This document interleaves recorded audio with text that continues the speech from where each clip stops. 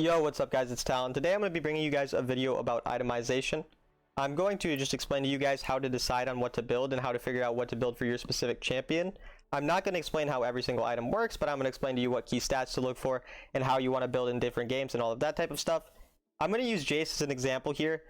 In general, when I'm talking about different points, I'm going to kind of use this in terms of Jace to explain how I would decide these things on Jace. Now, Jace doesn't always build the same way as other champions, so just understand that just because I'm saying to build Youmuu's or something at a certain point in Jace, Youmuu's might have a different, there might be a different core item than Youmuu's for your champion, but more understanding the point of the item. So if the point of Youmuu's is to blow up a squishy, but I'm playing, say, a magic damage champion, well then instead of Youmuu's, I'm going to go like Ludens because that's got the same value where it does a lot of burst damage to a squishy. So anyways, let's get into the video. I'm going to explain to you guys different parts of itemization, so let's get into it. Okay, so next up is AD or attack damage versus AP or ability power.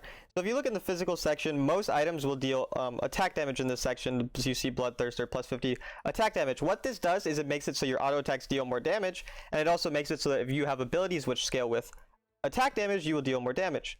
Now AP is different. It is ability power, meaning it'll scale with abilities that do more or that scale with ability power. So if you're wondering how you can check what a champion scales with, you can simply click on the champion and then look at their abilities. If you see here, I will look at Jace. It says leaps to an enemy dealing 60 physical damage, and then in the parentheses is what's important. It says 60 plus 130% bonus AD. That's what that orange symbol is, means AD. So if you have that orange symbol on most of your abilities, you see here we have AP on this one, where if you look in the bottom left, it says 100 plus 100% in the purple symbol, which is AP. And so you want to look at your champions. See, again, Jace has mostly AD scaling, so we want to build AD.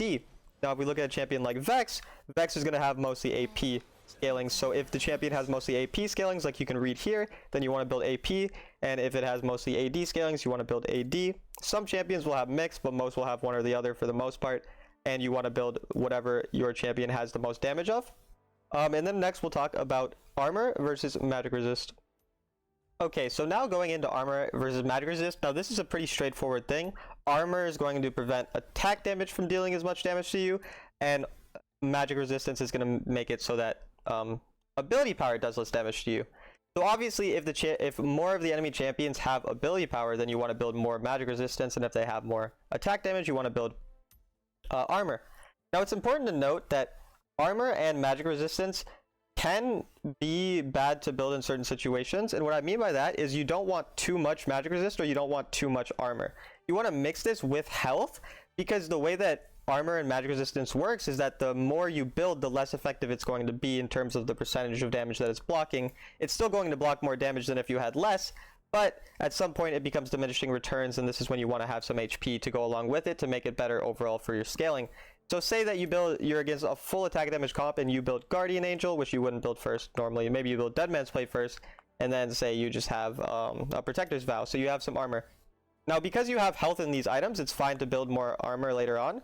But say that you build some items with like almost no health, like Thornmail has a lot of armor, very low health. This is when you would probably want to mix it up with a Warmogs or a Sunfire second or third item. That way you're having some HP to go along with that. Now the exact numbers I'm not going to get into on exactly what is optimal here, because I'm not 100% sure the exact optimal ratio of health to magic resistance and all of that. Just generally keep in mind you want some health with your magic resist or your armor, and you want to build armor if you're into more attack damage, and you want to build magic resist if you're into more magic damage dealing champions. Now just as important as this is, it's also important to keep in mind who's actually going to deal damage to you. So the enemy might only have one AP champion, and they might have 3 or 4 attack damage champions, but this does not mean that you don't want any magic resist, because maybe their magic damage champion that's really fed is like a Akali who could one-shot you if you have no magic resist. So even if the rest of the team is attack damage, if their one fed member is Akali with AP, you might still want to build some magic resist so she can't simply one-shot you.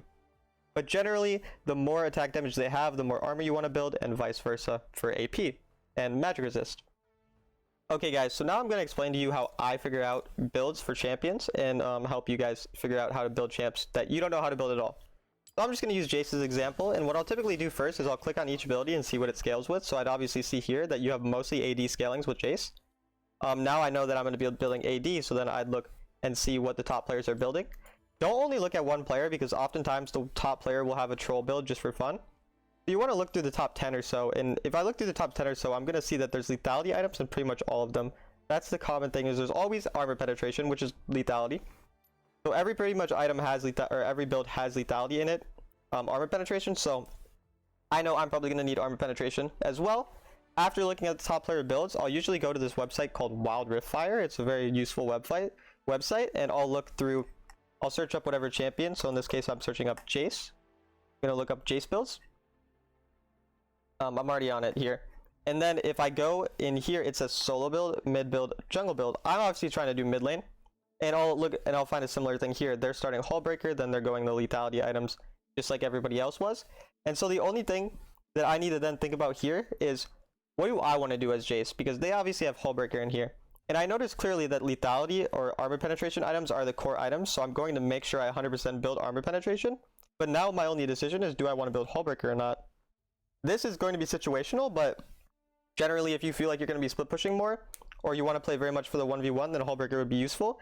And if it wouldn't be useful for you, because you want to team fight more, then you just go straight to the Yomus and do this stuff. So it's not about building specifically Jace, just teaching you guys how to build or learn how to build champions in general. And then I'd also look for their runes, and they usually have good rune choices as well here. So yeah, this website in general can give you a general idea of skill max order, how to build a champion, how to use runes, summoner spells, all that type of stuff. And again, I wouldn't recommend just copying blindly everything they do, but it does give you an idea of the core items, because now I'm very confident that if I'm playing Jace, I'm going to need to be building a lot of armor penetration, since that's what literally everybody is doing. Okay, so now I talked about how to build or learn about your core items of a champion. Now I'm going to talk about learning about how to build situationally. So generally one of the most important situational choices is when to build anti-heal and when to not build it. So generally there are only three anti-healing items. It's Mortal Reminder for attack damage, Morellos for magic, and for defensive you have Thornmail, which gives anti-healing. Now each of these anti-healing items have a component which is specifically providing the anti-healing passive. Now if you fully complete the item, it does give you better anti-healing overall, but generally just building the component is pretty useful early on.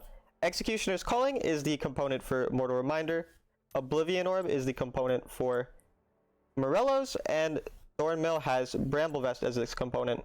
So generally whenever you're into a lot of healing, this is when you're going to want to build these items. Obviously it's going to be very useful for stopping their healing. Other important things to note in terms of situational building is stuff that does well into tanks versus squishies. So into a tank, you're going to want more percentage-based stuff. So Blade of the Rune King, for example, gives you percentage based on their maximum health.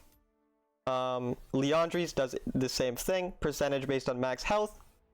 And percentage-based armor penetration, like Mortal Reminder or Cyrilda's, is also very useful into more tanks with more armor and stuff like that. So generally, percentages are going to do more into stuff with higher numbers. So, you know, tanks are having higher HP, higher armor, higher magic resist. For all those reasons, you're going to want percentage-based stuff. Void Staff is the percentage-based magic penetration item. Now, flat penetration and flat stats are going to be more useful into squishier champions with lower stats. So stuff like Yomus with just 15 flat armor penetration is going to be more useful into stuff that has lower overall armor. Same with stuff like Infinity Orb, which is the base magic penetration. So just generally percentage-based stuff in items are going to be more useful into a lot of tanks, and then the flat stuff is going to be more useful earlier game before the people have many resists. Okay, and just to explain a bit better how armor penetration works, if you have a flat armor penetration, so for example Yomu's Ghostblade says plus 15 armor penetration, that means whenever you deal damage to someone, you remove 15 of their armor. So if they have 30 armor, you remove 15, they're at 15 armor now when you deal damage to them. Mortal Reminder is a percentage, so the way that Mortal Reminder works is the percentage actually scales based on your level. If you're level 1, it's 16%, level 2, 17, 3, 18, all the way up to 30 when you're level 15. So say that you're level 10, I think that's when you'd have 25. So when you have 25% armor penetration at around level 10, if they have 60 armor, then you're going to be taking away 15 of their armor. So that's kind of the break point for when armor penetration being percentage is more useful than Yomu's, because Yomu's is also 15 flat pen, so then anywhere onwards from them having over 60 armor is roughly when it's going to be more useful.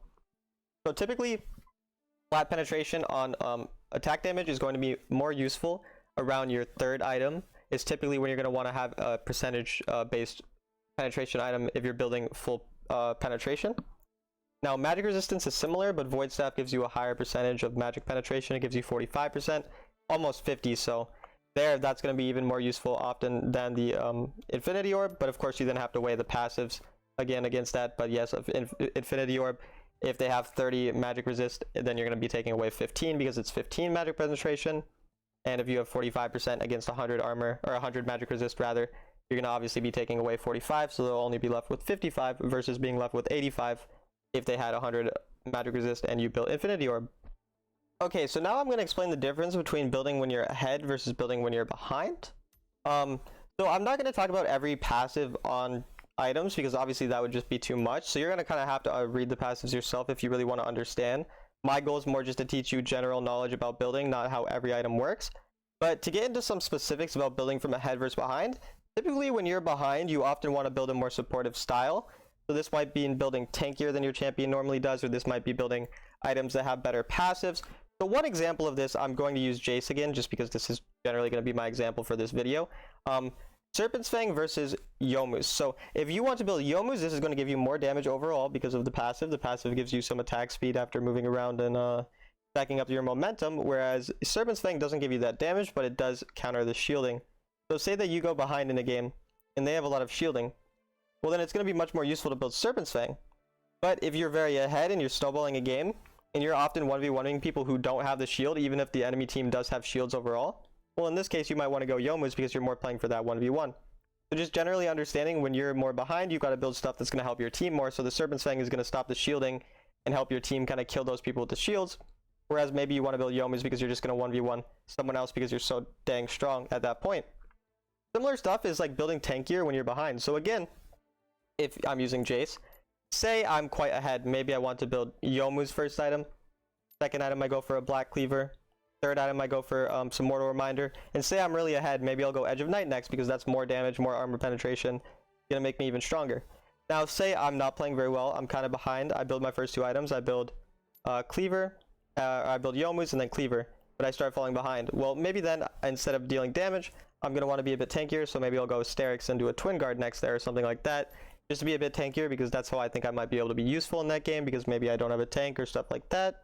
Just understanding when you're ahead, building that extra damage or building something that's going to help you snowball. Sometimes it might be a tank item that's going to help you snowball more because of just how much attack damage they have. So it's not always about building an attack damage item or building defensive item when you're behind or ahead or whatever. It's just understanding what your job is in the game. Sometimes your job might be more of a supportive style where you might want to build stuff like Serpent's Fang to stop their shielding or Mortal Reminder to stop their healing. Other times you might want to go for max damage possible or max tankiness possible so you can just be really useful in hard carry games. Okay, so another important thing is understanding win conditions when building. So for example, in some games as Jace, your team might be very behind and you might be the only strong one. In this case, it might be more useful to build a Hullbreaker and split push on the side lane because you think your team can't win a team fight. If you think you're not going to be able to win a team fight, well then you're going to have to build the Hullbreaker to try to win on the side lane instead and create a different advantage. Other cases, you might think that the only way you're winning when you're super behind, or when your team is super behind and the enemy has a really fed AD carry, you might think that you have to one-shot that AD carry to win. In that case, you're going to want to build as much burst damage as possible, so you'd go for something like a Youmuu's, a Serpent's Fang, Edge of Night, Black, like just all of this damage type of stuff, right? You're going to want to build a lot more damage because you know your goal is just to blow someone up. So just understanding sometimes maybe you have to kill a fed carry, you have to one-shot them. Other times you need to play on the side lane, other times you need to tank for your team. Just understanding what your role is in the game and what the enemy win condition is and your win condition is. Alright guys, I hope you enjoyed that video. That's going to be it for today. Again, I just want to reiterate, everything I'm showing you guys is in terms of Jace, but that doesn't mean that it's not applicable to any other champions. You really just need to think about what your champion wants to do and which items can best provide that for you. Again, like using examples like Youmuu's giving me burst damage, but instead of Youmuu's, it might be Ludens on a mage. Or if you're building Hullbreaker on Jace, that might be different for champions that aren't allowed to build Hullbreaker like Assassins. You might want to build other stuff that's really good for 1v1s. So you can do a similar thing. More so just think about what your champion wants to do and how to do that, and then also understanding finding builds through websites and looking at top player builds and understanding core items versus situational items. That's really what I wanted to teach you guys today. Apart from that, I'm sorry the videos haven't been the highest quality lately. I've been really busy with a lot of stuff, streaming, school, and work. So I will be pretty busy for the next couple weeks with school, and then once school ends and I'm in summer, I'll be able to focus more on YouTube videos and try to provide even better content to you guys. I hope you guys enjoyed. If you have any suggestions to improve my videos, please let me know in the comments, and I will see you guys in about a week.